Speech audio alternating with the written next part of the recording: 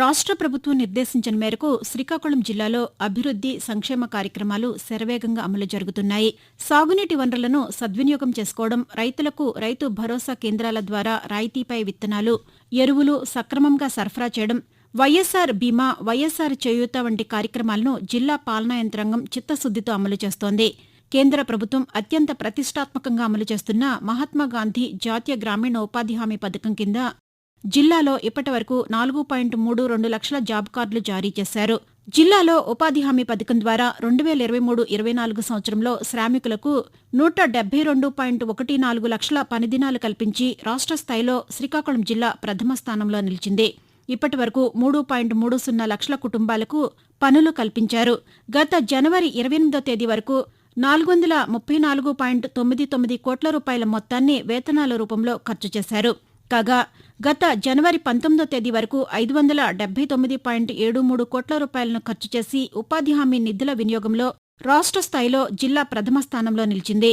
ఈ అంశంలో జిల్లాను రాష్ట్ర స్థాయిలో మొదటి స్థానంలో నిలిపిన డ్వామా అధికారులు, సిబ్బందిని పలువురు ప్రశంసించారు.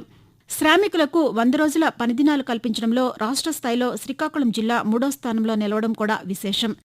జిల్లాకు ఉత్పత్తి అవార్డు కింద కేంద్ర ప్రభుత్వం ఎంపిక చేసిన జిల్లాల్లో శ్రీకాకుళం జిల్లా స్థానం సంపాదించుకోవడం ఈ నెలలో మరో చెప్పుకోదగిన అంశం. గత జనవరి 3వ తేదీన ఢిల్లీలోని భారత మండపంలో జరిగిన ఒక కార్యక్రమంలో జిల్లా కలెక్టర్ శ్రీకేష్ లాట్కర్ కేంద్ర ప్రభుత్వ అధికారుల నుంచి ఈ పురస్కారం అందుకున్నారు. జిల్లాలో అందుబాటులో ఉన్న సాగునీటి వనరులను జిల్లా పాలనా యంత్రాంగం సద్వినియోగం చేసుకుంటూ ప్రతి ఎకరాకు సాగునీరు అందించేందుకు ముమ్మర కృషి చేస్తోంది. 2023 ఖరీఫ్ సీజన్కు గాను జిల్లా పాలనా యంత్రాంగం మొత్తం ఆయకట్టుకు సక్రమంగా నీరు సరఫరా చేసింది. ఫలితంగా రికార్డు స్థాయిలో వరి దిగుబడులు లభించాయి. మరొకవైపు జిల్లా వ్యాప్తంగా 656 రైతు భరోసా కేంద్రాల ద్వారా రైతులకు విత్తనాలు, ఎరువులు, పంటల కొనుగోలుతో పాటు ఇతర సేవలను కూడా జిల్లా పాలనా యంత్రాంగం అందిస్తోంది. ఖరీఫ్ సీజన్లో 4,67,908 ఎకరాలు, రబీ సీజన్లో ఇప్పటివరకు 57,723 ఎకరాల్లో పంటలను నమోదు చేయడం జరిగింది. 401.43 లక్షల రూపాయలతో 34,174 క్వింటాళ్ల విత్తనాలు, రబీలో 214.34 లక్షల రూపాయలతో 5,310 క్వింటాళ్ల విత్తనాలను రైతులకు రాయితీపై అందజేశారు. అంతేకాకుండా 27,461 మెట్రిక్ టన్నుల ఎరువులను కూడా అందజేశారు. రైతు సంక్షేమ చర్యల్లో భాగంగా రైతులు పండించే పంటలకు గిట్టుబాటు ధర లభించేలా కూడా జిల్లా పాలనా యంత్రాంగం చర్యలు చేపడుతోంది. 2023-24 ఖరీఫ్ సీజన్లో రైతులు పండించిన ధాన్యానికి కనీస మద్దతు ధర కల్పించేందుకు జిల్లా వ్యాప్తంగా 583 రైతు భరోసా కేంద్రాల ద్వారా 3,70,086 మెట్రిక్ టన్నుల ధాన్యాన్ని 79,177 మంది రైతుల నుంచి జిల్లా పాలనా యంత్రాంగం కొనుగోలు చేసి 618.38 కోట్ల రూపాయల మొత్తాన్ని వారి ఖాతాల్లో జమ చేసింది.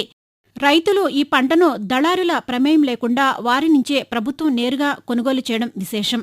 కాగా శ్రీకాకుళం జిల్లాలో మత్స్యకారుల జీవితాల్లో వెలుగులు నింపే కృషిలో భాగంగా ప్రధానమైన పలు నాన్ మేజర్ పోర్ట్ల నిర్మాణం కూడా శరవేగంగా జరుగుతోంది. ఈ చర్యల్లో భాగంగా సంతబొమ్మాళి మండలం మూలపేట వద్ద పోర్టు నిర్మాణాన్ని ప్రారంభించారు. ఇందుకోసం 496 ఎకరాల ప్రభుత్వ భూమి, 317 ఎకరాల ప్రైవేటు భూమిని సేకరించారు. పోర్టు నిర్మాణంతో పాటు పోర్టును చేరుకునే రహదారి, రైలు మార్గాల నిర్మాణం కోసం కూడా భూసేకరణ చేశారు. పోర్టు నిర్మాణం వల్ల పూర్తిగా నిర్వాసితులైన వారికి సంతబొమ్మాళి మండలం కస్పా నౌపడ గ్రామం వద్ద సుమారు 109 కోట్ల రూపాయల వ్యయంతో అధునాతన హంగులతో కూడిన గృహాలు నిర్మించి మౌలిక సదుపాయాలు కల్పిస్తున్నారు. కాగా ఎచ్చెర్ల మండలం బూడిగట్లపాలెం వద్ద సముద్ర తీరంలో 365.81 కోట్ల రూపాయల వ్యయంతో ఫిషింగ్ హార్బర్ నిర్మించడానికి శంకుస్థాపన చేశారు. ఇందుకు సంబంధించిన పనులు కూడా చురుగ్గా జరుగుతున్నాయి.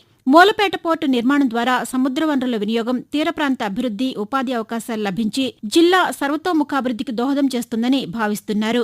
ఇలా ఉండగా రాష్ట్ర ప్రభుత్వం అమలు చేస్తున్న పేదలందరికీ ఇళ్లు పథకంలో భాగంగా మొదటి దశలో 569 బోర్వెల్స్ విద్యుదీకరణ కోసం ఇప్పటి వరకు 7.70 కోట్ల రూపాయలు వ్యయం చేశారు. వైఎస్సార్ ఉచిత వ్యవసాయ విద్యుత్ పథకం కింద జిల్లాలో 18,575 సర్వీసులకు 22.66 కోట్ల రూపాయల మొత్తాన్ని ప్రభుత్వం రాయితీగా ఇచ్చింది. మరొకవైపు ప్రధానమంత్రి ఎంప్లాయ్మెంట్ గ్యారంటీ పథకం PMEGP ద్వారా 239 మంది సభ్యులకు 9.36 కోట్ల రూపాయల రుణం మంజూరు చేయడం జరిగింది.